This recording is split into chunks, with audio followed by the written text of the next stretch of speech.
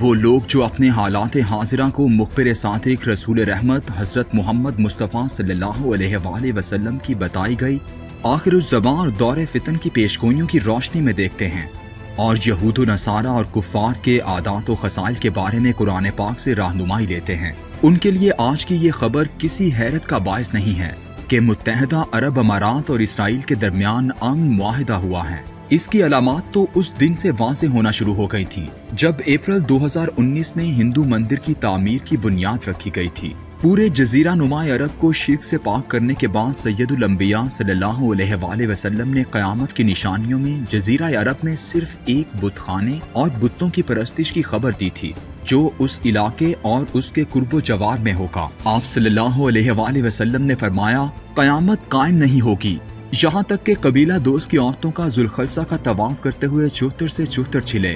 ذوالخلصہ قبیلہ دوست کا بت تھا جسے وہ زمانہ جاہلیت میں پوجا کرتے تھے۔ صحیح بخاری۔ یہ ذوالخلصہ کا بت کہاں تھا اور اس کا علاقہ کون سا تھا؟ اس علاقے کی تاریخ کیا ہے اور رسول اکرم صلی اللہ علیہ وآلہ وسلم نے کس کو بھیج کر اس علاقے سے بت پرستی کے مرکز کو تباہ و برباد کروایا تھا؟ یہ سب احادیث و تاریخ کی کتب میں مذکور ہے۔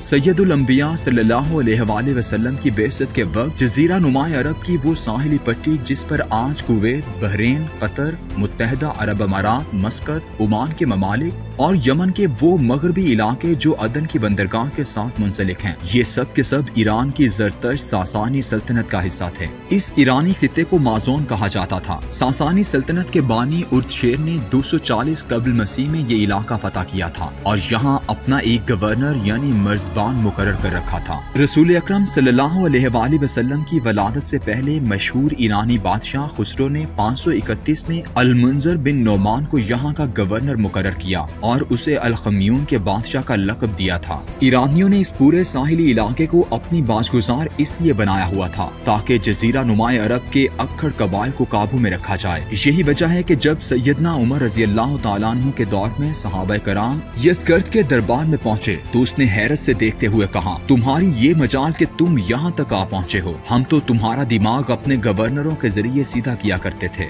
لیکن حضرت عمر رضی اللہ تعالیٰ عنہ کی ایران پر اس عظیم و شان فتح سے بہت پہلے رسول اکرم صلی اللہ علیہ وآلہ وسلم نے اس خطے کو بت پرستی اور ایرانی اثر و رسوخ سے پاک فرما دیا تھا۔ اس پورے خطے میں بت پرستی کا ایک مرکز تھا جسے کعبۃ الیمانیہ یعنی یمن کا کعبہ کہا جاتا تھا۔ یہ قبیلہ قسم کا بت خانہ تھا جسے ذوالخلصہ کہتے تھے۔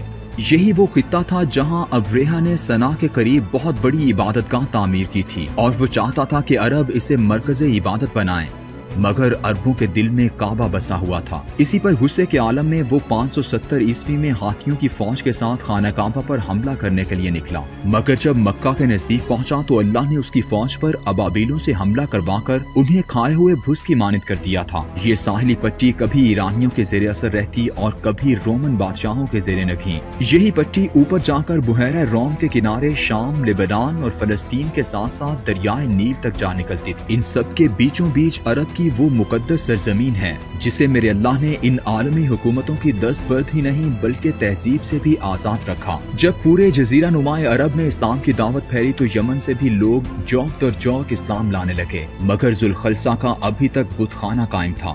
اللہ کے رسول صلی اللہ علیہ وآلہ وسلم نے حضرت جریر بن عبداللہ رضی اللہ تعالیٰ عنہ سے فرمایا، ذوالخلصہ کو برباد کر کے مجھے راحت کیوں نہیں دیتے؟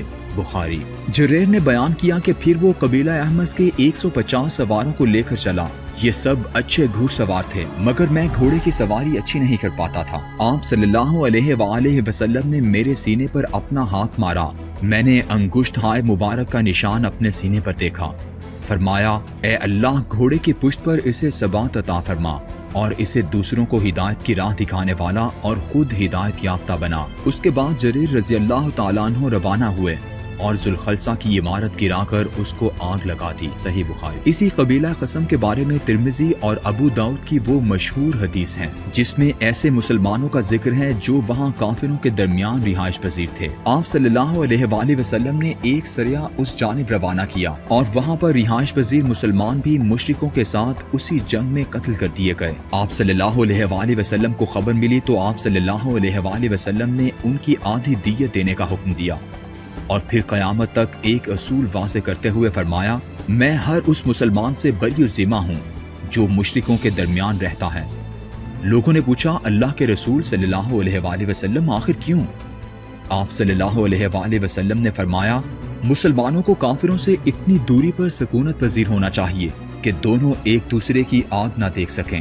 ترمذی۔ اس علاقے کے گرد و نواح میں ہی قبیلہ دوس آباد تھا جس کے سردار عرب کے قابل ذکر اشراف اور معدود چند اصحاب مردت میں سے تھے۔ اسی قبیلے کا سردار طفیل بن عمرو بہت مہمان نواز تھا۔ وہ رسول اکرم صلی اللہ علیہ وآلہ وسلم کا سن کر مکہ پہنچا تو سرداران قریش نے اسے گمراہ کرتے ہوئے کہا کہ یہاں ایک نبی آیا ہے جو قبیلے سے لوگوں کو جدا کرتا ہے اور تمہاری سرداری کو بھی اس سے خطرہ ہے، اس لیے وسلم مجھے کوئی نشانی عطا کر دیں۔ آپ صلی اللہ علیہ وآلہ وسلم نے دعا کی، اللہ طفیل کو کوئی نشانی عطا فرمائے۔ طفیل کہتے ہیں کہ میں جب اپنے قبیلے کے قریب پہنچا تو میری دونوں آنکھوں کے درمیان ایک روشنی پیدا ہو گئی۔ میں نے دعا کی کہ یہ روشنی میری لاٹھی میں منتقل ہو جائے تو وہ ایک قندیل بن کر میری لاٹھی کے سرے پر لٹکنے لگی۔ پورے دوست قبیلے میں سب سے پہلے حضرت ابو ہریرہ نے ایمان قبول کیا، جبکہ باقی سب بہت لیت و لال کے بعد مسلمان ہوئے۔ اس سارے پس منظر کے بعد سید الانبیاء صلی اللہ علیہ وآلہ وسلم کی احادیث کی روشنی میں متحدہ عرب امارات کے یہودیوں سے دوستی کے فیصلے کو سمجھنے میں مشکل نہیں ہوتی۔ جزیرہ عرب میں یہ پہلا خطہ ہے کہ جس نے سب سے پہلے رسول اکرم صلی اللہ علیہ وآلہ وسلم کی اس ہدایت کی خلاف ورزی کی جس میں آپ صلی اللہ علیہ وآلہ وسلم نے مشرکین اور مسلمانوں کو علیحدہ رہنے کا حکم دیا تھا۔ متحدہ عرب امارات نے ایک ایسی دنیا آباد کی جس میں تمام طرز زندگی تک یورپ سے مماثلت رکھتی تھی، یہاں تک کہ نائٹ لائف تو مغرب سے بڑھ کر ہے جس میں ہر علاقے کی خاتون میسر ہوتی ہیں۔ آپ صلی اللہ علیہ وآلہ وسلم نے حکم دیا تھا کہ جزیرہ نما عرب میں دواتیان کو جمع مت ہونے دینا، بلکہ حضرت ابو عبیدہ الجراح روایت کرتے ہیں کہ رسول اکرم صلی اللہ علیہ وآلہ وسلم نے آخری کلام جو فرمایا وہ یہ تھا کہ یہود کو حجاز سے نکال دو۔ مسند احمد۔ اسی خطے میں قیامت کی سب سے اہم نشانی پوری ہوئی کہ ننگے پاؤں چرواہے بلند و بالا عمارتیں تعمیر کرنے میں ایک دوسرے سے مقابلہ کریں گے۔